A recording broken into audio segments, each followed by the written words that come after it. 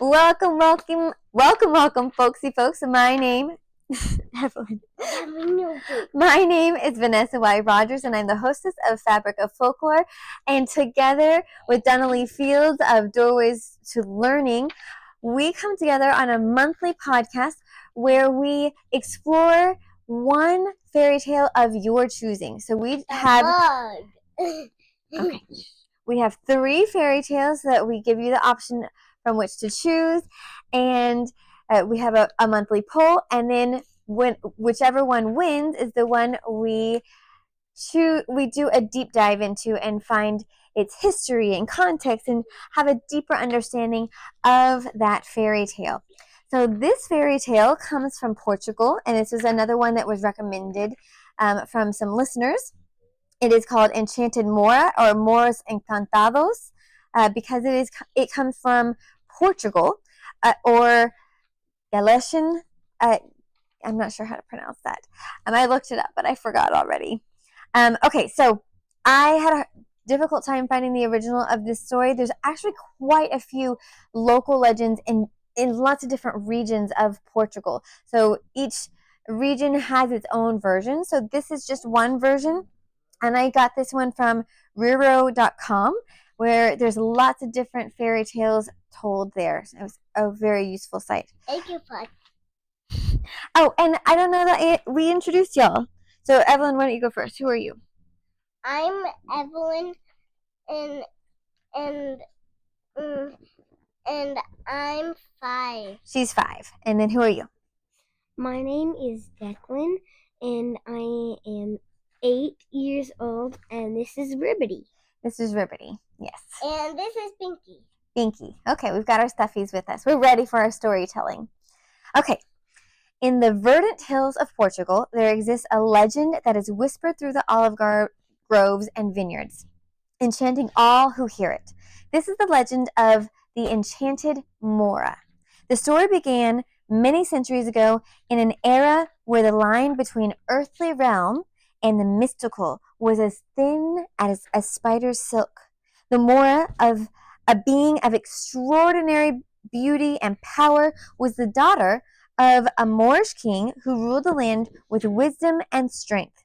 She was known for her captivating beauty, her long, flowing hair as dark as midnight sky, and eyes that sparkled like the stars. However, I think it's the person who has very long hair. Yes, and the pictures that you're moving around and making a lot of noise with, she has long, beautiful hair, right? Yeah. However, her fate took a tragic turn when a rival king, envious of her father's kingdom, cast a powerful spell on her. The spell bound her to the waters of an ancient well located deep within the heart of a forest. As the enchantment took hold, the Maura transformed into a spectral figure, her form shimmering like moonlight on water. She was condemned to remain there, invisible to the human eye, except on one special night, St. John's Eve. As the legend goes, every year as the clock strikes midnight on St. John's Eve, the enchanted Maura would appear. Very good. Sailing. So every night on St. John's Eve, at what time? Exactly midnight, 12 o'clock. Maura would appear sailing over the well's water in a silver boat with golden oars. Hey, we can't see your beautiful face if you're doing that. Thank you. No more playing, okay? The sight was mesmerizing. The boat glided silently, leaving ripples of light in its wake, and the Maura, draped in a gown that shimmered like the stars, sang songs of her people. Her voice was as haunting as it was beautiful, echoing through the night, weaving a spell of longing and melancholy. What is melancholy? Melancholy is crying. Sadness. Sadness. Yeah. Okay, the legend states that only a true prince, one of a noble heart and brave spirit, could break the spell. He had to find the well and pronounce the magic words as the Maura sailed. These words were as closely guarded secret, whispered that by the winds, known only to a few. It was said that the prince who broke the spell would not only free the Maura again, but also her eternal love and the blessings of her mystical realm. Over the centuries, many princes tried and failed.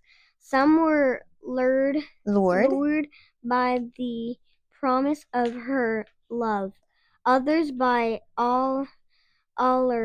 by the allure of her mystical kingdom. But mystical kingdom. But none could speak the magic words. The Maura each year returned to her spectral form, her heavy heart with the weight of an unbroken enchantment.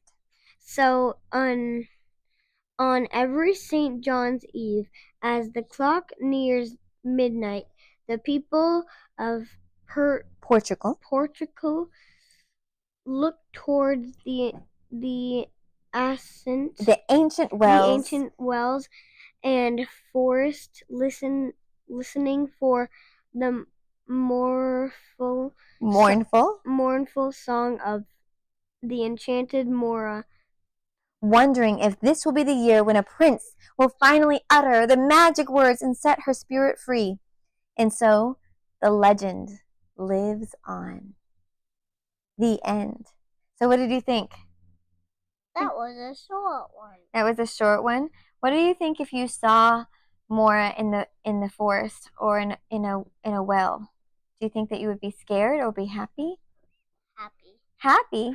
What about you? You would be pretty lucky if you saw Maura. Yeah, you would be.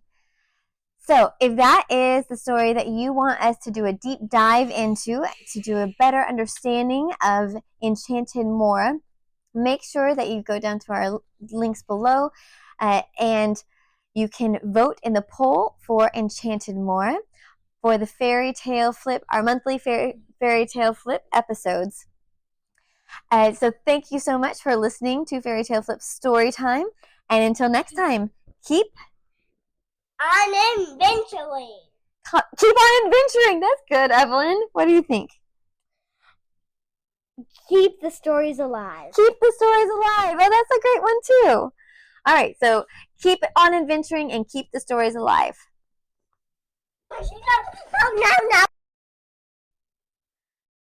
Okay, so now we're going to tell a different story.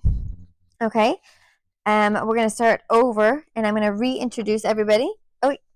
Froggy switch. Froggy switch.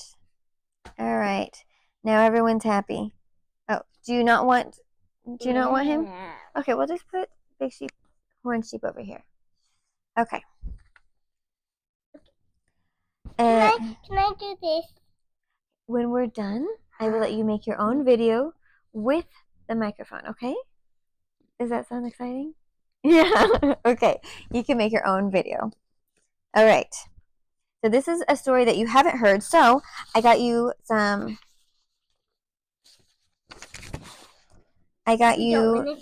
your own pictures, okay? So midway through, I'll let y'all switch, okay? Okay, don't hide your faces. Don't hide your faces. All right, we're going to start over. I can't see your face. Set it down, and then you can look at it, okay? Here, put it on the book. And that way you can, there we go. Okay. All right, now we're going to reintroduce ourselves. Ready? Okay. Ready? Yes?